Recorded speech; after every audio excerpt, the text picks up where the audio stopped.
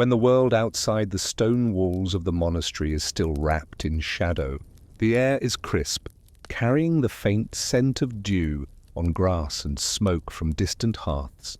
A solitary bell tolls, its sound reaching into the sleeping corridors, stirring those who have devoted their lives to rhythm and reflection. You are Brother Thomas, a monk of the Benedictine order, and today, like every day, will be a journey not through battles or empires, but through quiet labor, thoughtful prayer, and the simple beauty of a life measured by hours and devotion. Step lightly with me, and we will wander through these stone halls, gardens and scriptoriums, discovering the subtle wonders of medieval monastic life. The bell tolls again, this time longer, resonant. It is still very early, yet the echoes thread through the empty corridors, nudging Brother Thomas from the lingering comfort of a straw-filled mattress. He sits slowly, feeling the stiffness of his joints, a reminder of yesterday's labors. The cool stone beneath him contrasts sharply with the warmth of his blanket, and he takes a deep, measured breath, inhaling the stillness that only a pre-dawn hour can offer. From his small cell, the world is muted. Light has yet to touch the high walls of the monastery courtyard, and shadows stretch along the narrow passageways.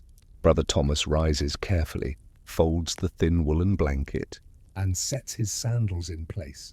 The morning ritual is simple, a silent bow to the crucifix above his bed, a whispered prayer, and then the steady, slow shuffle of feet along the stone floor.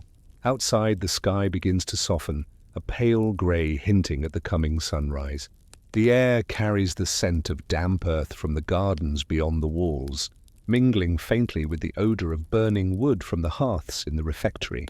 Brother Thomas moves deliberately, each step measured, as if even the stones beneath his feet recognize the sacred rhythm of the early hours. The brothers begin to gather in the cloister. They walk silently, robes whispering over worn flagstones, a single lantern swinging gently from one hand. In the distance, the gentle coo of pigeons punctuates the hush. There is no urgency here. The day unfolds with deliberate care. Like a slowly turned page, the chapel is cool, filled with the faint smell of beeswax from the candles that line the stone walls. Brother Thomas closes his eyes at intervals, letting the tones envelop him.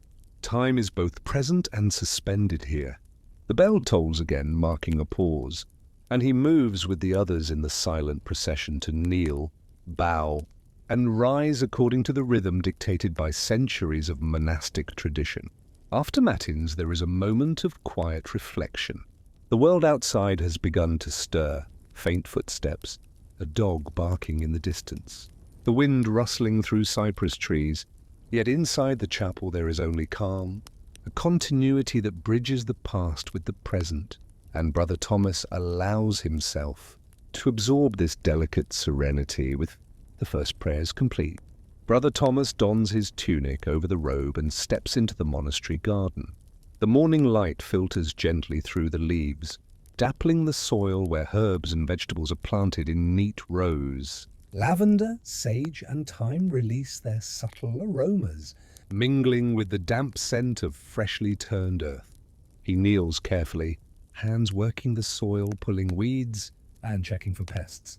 The work is quiet, methodical, almost meditative. Each action is deliberate, planting, watering, observing. The garden is not only a source of sustenance, but also a space for reflection. As he trims a small rosemary bush, Brother Thomas contemplates the interconnectedness of life, the way roots reach for water, the way the sun warms each leaf, the gentle cycle of growth and decay. In the distance, the monastery's fountain gurgles softly, its water glinting in the early sun. Birds flit among the trees, and the occasional crow caws far off. Yet the garden remains a sanctuary of calm. The labor of hands grounds him, connecting the physical and spiritual rhythms of the day. By mid-morning, the monks gather in the refectory for breakfast. Long wooden tables stretch across the hall, candles flickering in metal sconces along the walls. Bread is coarse and brown, porridge thick, and a simple cup of warm milk accompanies the meal. Brother Thomas sits with several brothers, all in near silence. One reads aloud from a sacred text, his voice slow and deliberate, weaving stories and wisdom into the tranquil atmosphere. The monks eat in contemplation, the rhythmic scrape of bowls and soft turning of pages providing a gentle background to the morning ritual. Conversation is rare. When it occurs, it is soft, considerate, and brief. Words are measured as carefully as actions, ensuring that the calm of the monastery is maintained.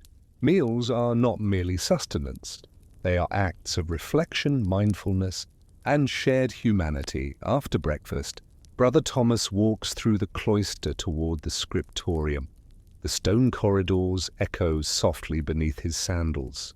The morning light streams through tall, narrow windows, illuminating dust motes that float lazily in the air.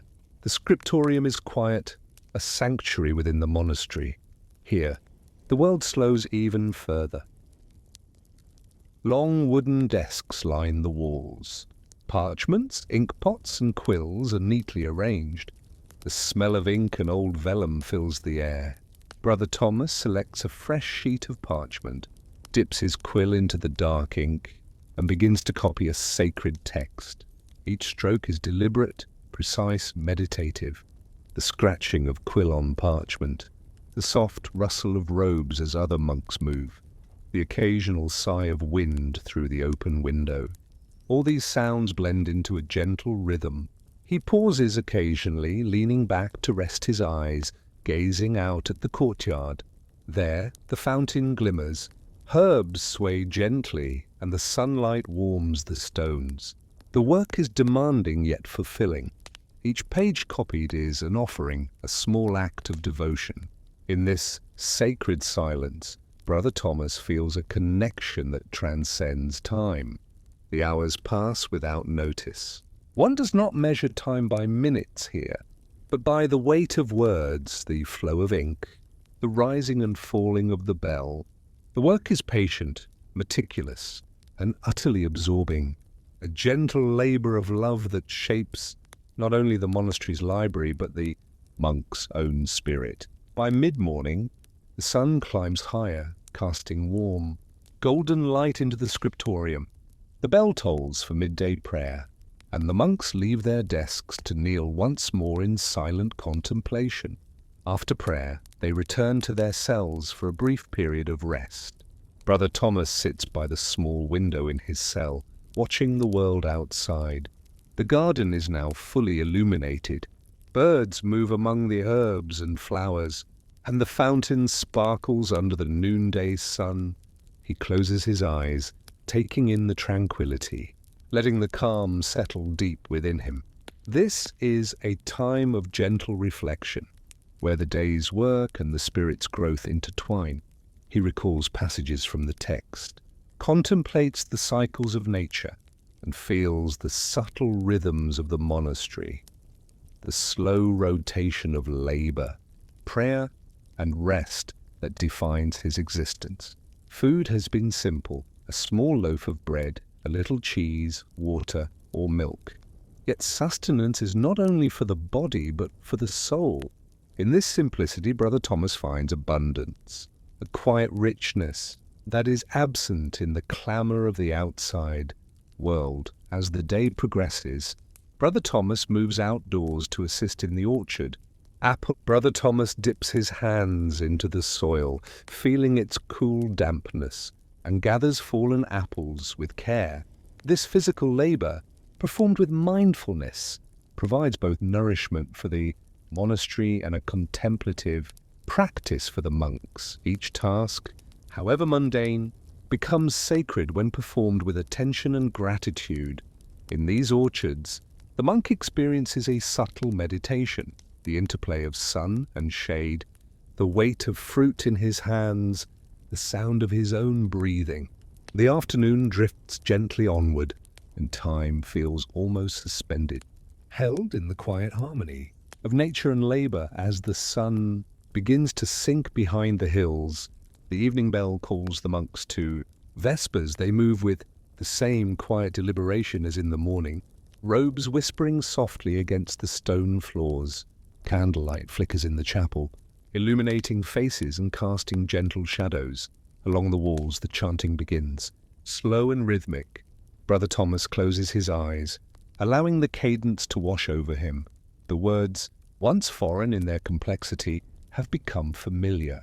Comforting, the bell tolls intermittently, marking the passage of hours in a subtle, unobtrusive rhythm.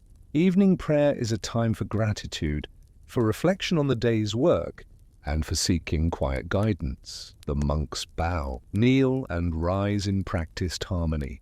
Outside, the wind sighs through the cypress trees and the shadows lengthen, wrapping the monastery in a gentle twilight. There is no haste here, no tension, only the soft embrace of ritual and devotion. The day's labor concludes, the scriptorium empties, and the quiet of night begins to settle over stone, walls and gardens alike. After the quiet rhythm of vespers, the monks gather once more in the refectory for their evening meal. The hall is bathed in a soft amber glow, candlelight flickering gently across the wooden tables and stone walls. Shadows dance slowly, creating a peaceful, almost meditative atmosphere. Tonight's meal is simple, nourishing and unhurried. Bread, lentils, boiled vegetables, perhaps a small piece of salted fish. No one speaks unless necessary. The soft scrape of wooden bowls and the gentle rustle of robes provide a background, rhythm to the communal act, Brother Thomas listens to the soft voice of one of the elder monks reading from scripture, each word deliberate and resonant. The act of eating is, in itself, a prayer in a recognition of the body's need for sustenance and the quiet gratitude for the work that brought this simple meal to the table. Brother Thomas tastes each bite slowly, appreciating texture, warmth, and the faint aroma of herbs that linger in the air. This is the evening ritual, repeated countless times over the centuries, yet each moment feels fresh, imbued with intention and mindfulness. After supper, the monks return to their cells for a period of personal reflection and study. Brother Thomas sits by the window of his modest room, a small candle illuminating the pages of a well-worn manuscript. The flickering light casts long, gentle shadows across the walls, and the soft whisper of wind through the open shutters creates a delicate, comforting rhythm. He reads slowly, tracing each line with his finger, absorbing not only the meaning of the words, but the artistry of the letters themselves. The manuscript tells of saints, scholars, and monks who lived centuries before, yet their presence is palpable in these quiet hours. Time seems to stretch and fold. The boundaries between past and present blur as he contemplates their devotion, their quiet labor, and the unhurried rhythm of their days. Sometimes, Brother Thomas looks up from the pages and gazes at the monastery's courtyard. The garden rests in the moonlight, the fountain a soft silver glow, and shadows from the trees move gently with the night breeze.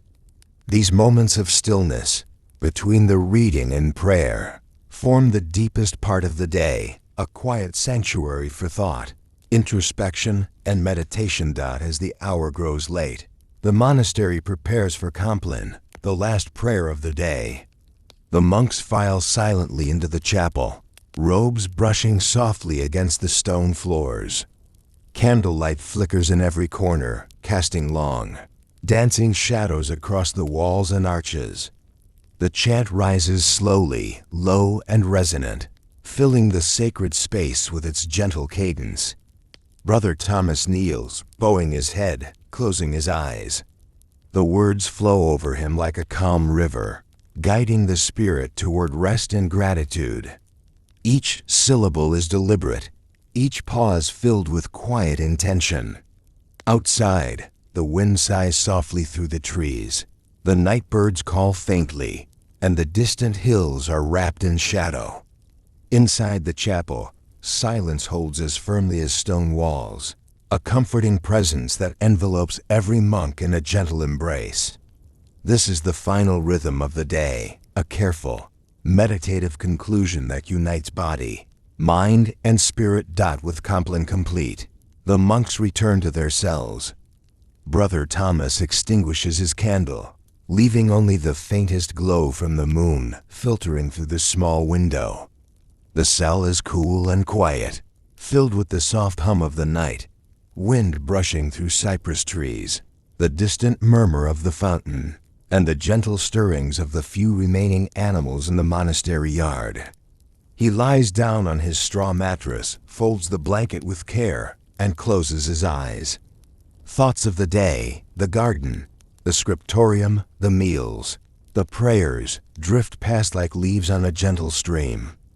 Gratitude fills him for the calmness, the work, the rhythm, and the simple beauty of each passing hour.